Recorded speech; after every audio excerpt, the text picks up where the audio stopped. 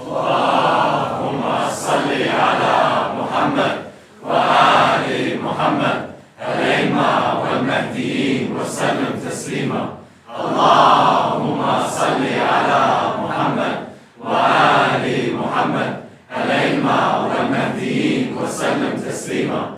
Allahumma salli ala Muhammad wa ali Muhammad al-Aima wal-Mahdiyin wa sallim taslima. Have a seat.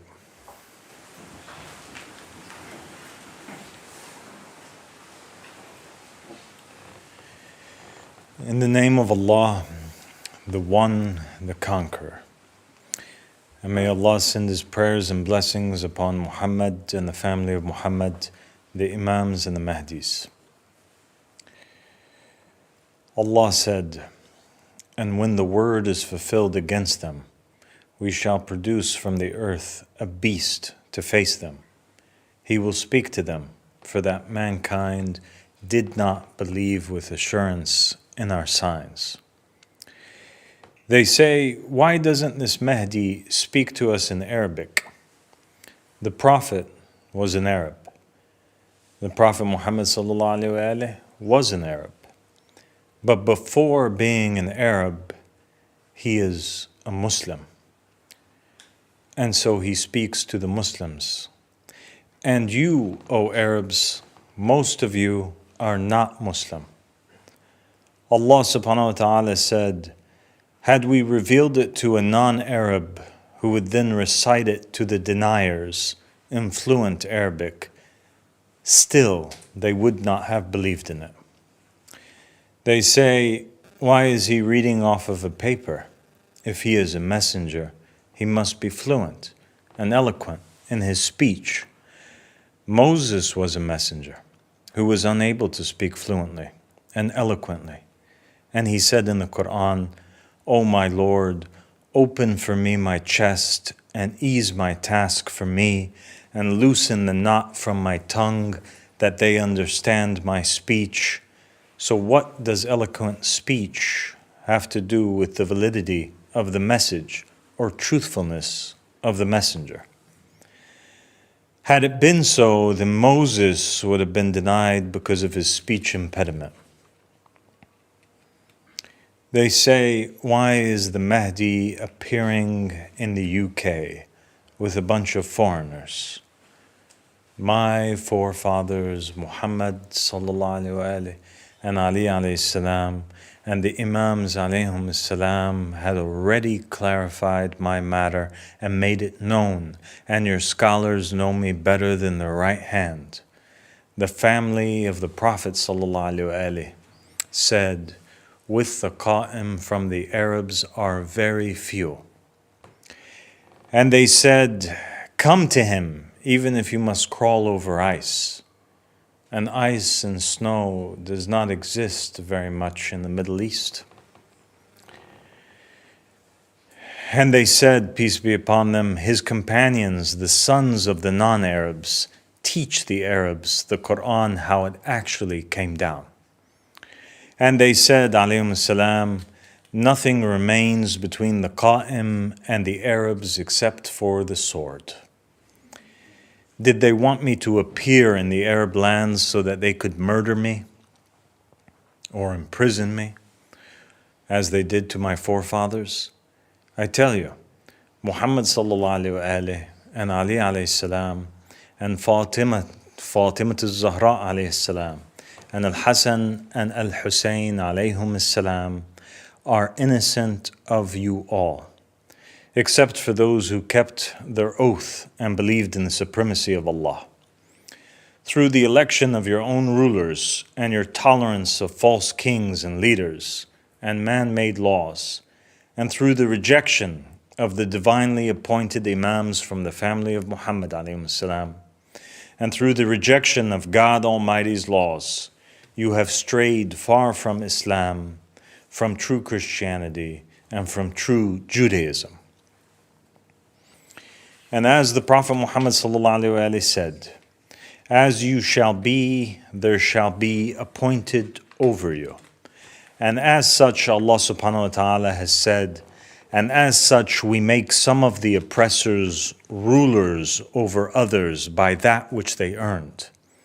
And Allah does not change what is with a people until they change what is in their own self. You have oppressors ruling over you because you have been oppressors to Muhammad and the family of Muhammad, alayhum salam. You have thieves ruling over you because you have stolen from Muhammad and the family of Muhammad, alayhum salam. You have murderers over you because you have murdered Muhammad and the family of Muhammad, alayhum salam. And so you are all guilty. All those who elected a man share in the works of that man. Rather, if you only loved one of those false leaders or kings, if you are only pleased with them and didn't even elect them, you are still guilty. The Prophet Muhammad ﷺ said, if someone is killed in the east and one who lives in the west is pleased with this, then he is a partner in this murder. And I tell you, if someone is elected in the west and you are pleased with it, while in the east you are a partner in all of his work. Most of the rulers in the Middle East are not even Arab, but are Zionist agents of Mossad and puppets of the CIA. The Prophet Muhammad ﷺ described them by saying, there will be rulers after me that are not guided by my guidance, nor do they work by my works. Whoever believes them in their lies and helps them in their oppression is not from me, and I am not from them. And they shall not come to me at my pond. And whoever did not believe in them in their lies and did not help them in their oppression, those are from me, and I am from them, and they shall meet me at my pond. The Prophet Muhammad ﷺ also said, there shall come a time upon which there are rulers over you that are from the worst of the people. And whoever lives in that time shall not be a corporal, nor be a policeman, nor be a tax collector, nor be responsible over the safe houses. So clearly, the Prophet Muhammad ﷺ has made it forbidden that we help any oppressor in the Muslim lands, even if it were by the stroke of a pen. And whoever does so is not from him. The leaders are not just traitors to the Muslims, but they are thieves. They kept you and your children in poverty and ignorance, and denied you access to education and social welfare.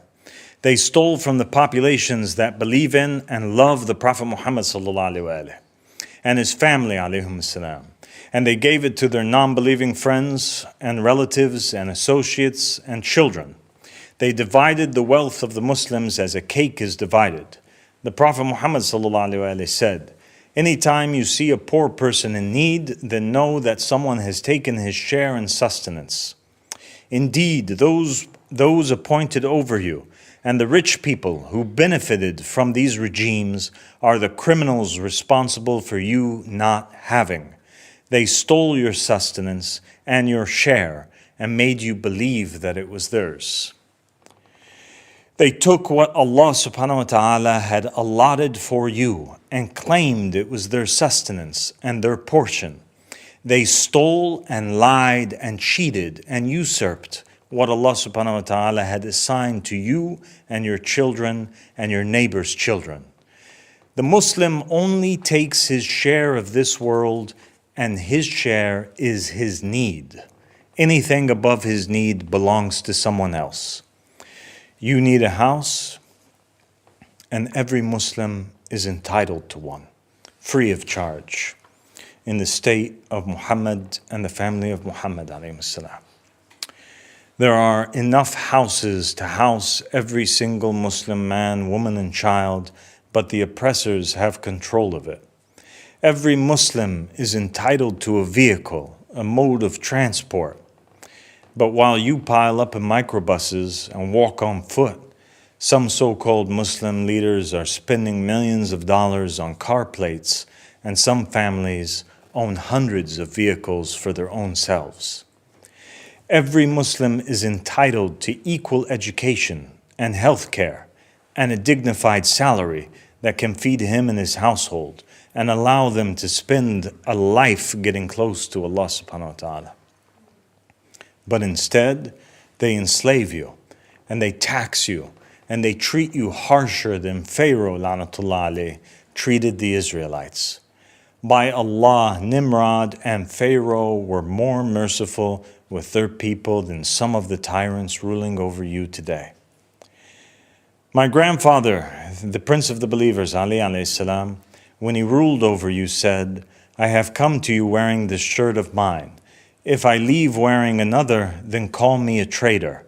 These false leaders and rulers of yours came in wearing a shirt and refused to walk out at all, while wearing your entire country as if it was their inheritance. The Saudi royal family, the so-called custodians of the grave of my grandfather, and the custodians of the house of Allah, have an estimated net worth of $1.4 trillion. The Emir of Kuwait and his family have a net worth of $360 billion for them alone. MashaAllah. The royal family of Qatar have a net worth of $1.2 billion. The royal family of Abu Dhabi have a net worth of $150 billion. The royal family of Morocco have a net worth of $8 billion. The royal family of Jordan has a net worth of $750 million. The former president of Egypt, Hosni Mubarak's estimated net worth was $700 billion when he was overthrown, while the entire GDP of Egypt is around 400 billion. And all the leaders of the Muslim nations are the same. I ask you, by Allah subhanahu wa ta'ala, is this something that your Prophet Muhammad sallallahu alayhi wa alihi would accept? Are these people blessed by Allah subhanahu wa ta'ala and favored by Him? Is Allah giving them and making you and your neighbors and your children and your townspeople and their children suffer and starve? Are they the blessed ones and you the cursed? By what logic do you think? How do you perceive? The one who is silent when it comes to oppression is a mute devil, and the one who is silent is a partner in crime. Each day, 25,000 people, including more than 10,000 children, die from hunger and related causes. You can save each person dying from hunger by paying a mere $1 a day per person.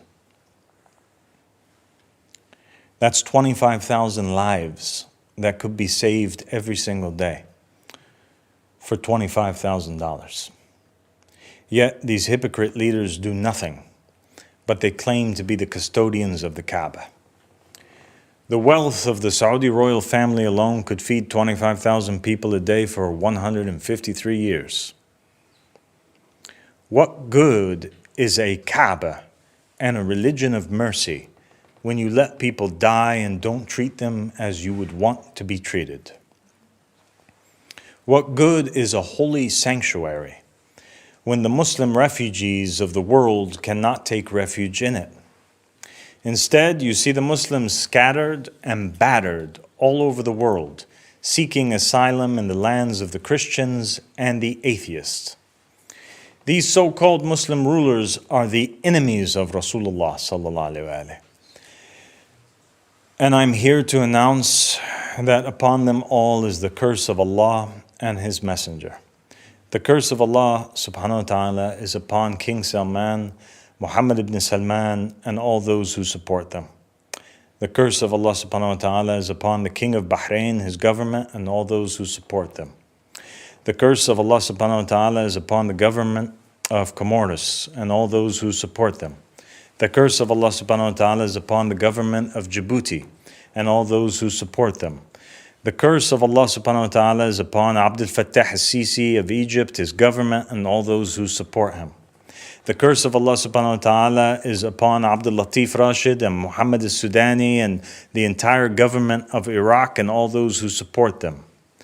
The curse of Allah subhanahu wa ta'ala and Muhammad and Ali and Fatima and Al-Hassan and Al-Hussein is upon the King Abdullah of Jordan and all those who support him. The curse of Allah subhanahu wa ta'ala is upon the government of Kuwait and all those who support it.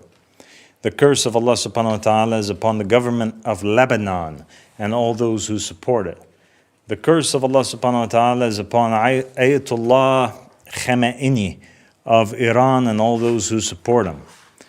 The curse of Allah subhanahu wa ta'ala is upon the government of Libya, the government of Mauritania, the so-called king of Morocco, the Sultan of Oman, Muhammad Abbas and the government of Palestine, the government of Qatar, the government of Somalia, the government of Sudan, Bashar al-Assad and his government in Syria, the government of Tunisia, the government of the UAE and the government of Yemen and all those who support them. The curse of Allah subhanahu wa ta'ala be upon them all for ruling without authority. God gave them no authority to rule.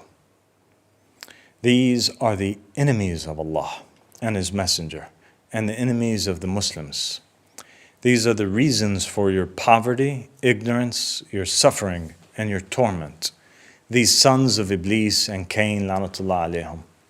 The only ones with authority to rule the lands of Muhammad are those appointed by Muhammad sallallahu alaihi wasallam in his will, which protects against misguidance.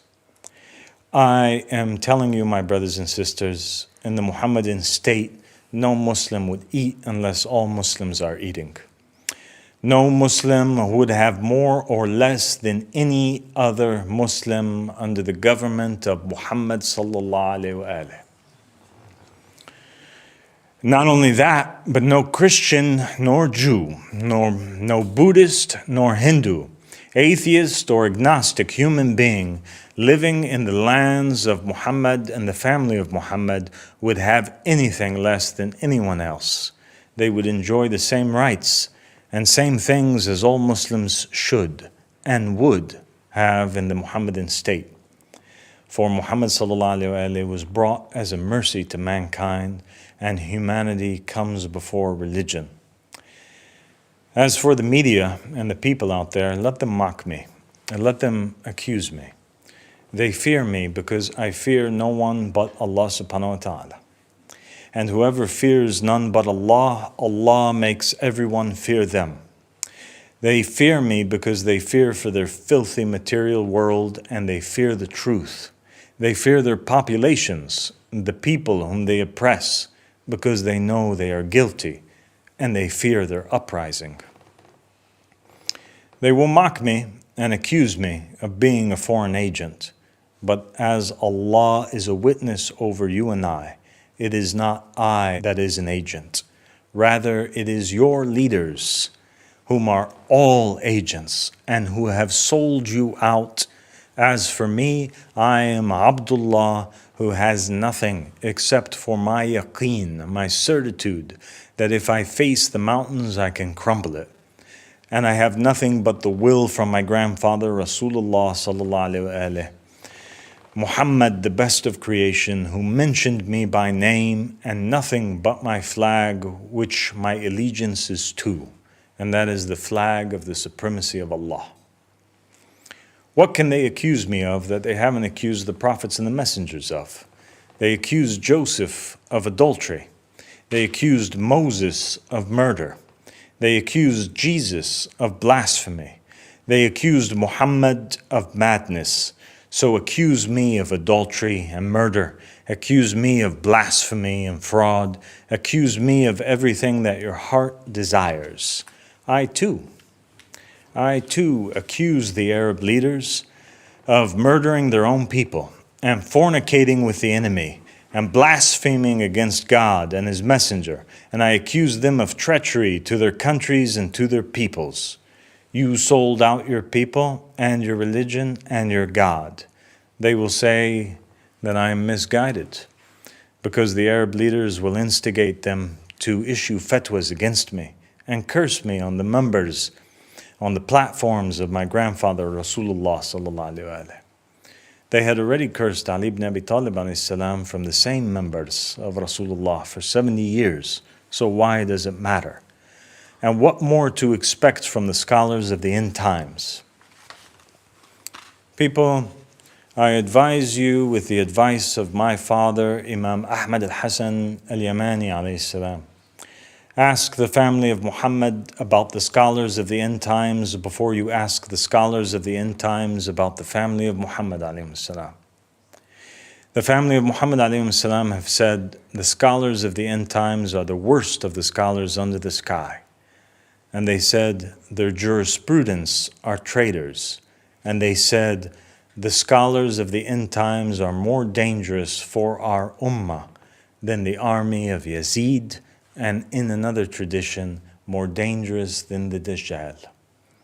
From them emerges the fitna, and to them it returns. The curse of Allah subhanahu wa ta'ala is upon all of the scholars of Islam without exception, Sunni and Shia, except for those who pledge allegiance to this call and pledge allegiance to the Mahdi. Muhammad ibn Hassan al-Askari alayhi salam and the Yamani, Ahmad al-Hasan alayhi salam. The curses of Allah and Muhammad and Fatima and Ali and Al-Hasan and Al-Hussein alayhim salam be upon Al-Sistani, the false silent idol which neither benefits nor harms. Al-Khamenei and all of the Shia Marja'as, the enemies of Allah and His Messenger, who call themselves names such as the proof of Islam and the greater signs of Allah. The curses of Allah and Muhammad and Fatima and Ali and Al-Hasan and Al-Hussein alayhim salam be upon all of the Sunni Grand Muftis and all of the Sheikhs who support their institutions. Allah has announced and declared His innocence of you. And now it is for every single Muslim. Every single Muslim must choose to stand with these criminals and face what they face and share in their judgment from Allah, or declare their innocence of them and repent and pledge allegiance to Allah and His Messenger while the door is still open. Allah subhanahu wa ta'ala said, and when the word is fulfilled against them, we shall produce from the earth a beast to face them. He will speak to them, for that mankind did not believe with assurance in our signs, and I am that beast. And alhamdulillahi rabbil alameen, wa sallallahu ala Muhammadin wa ali Muhammad, ala imma wal mahdiyina wa sallim taslima. Allahumma salli ala Muhammad wa ali Muhammad, ala imma wal mahdiyina wa sallim taslima. Allahumma salli ala Muhammad wa ali Muhammad, ala imma wal mahdiyina wa sallim taslima.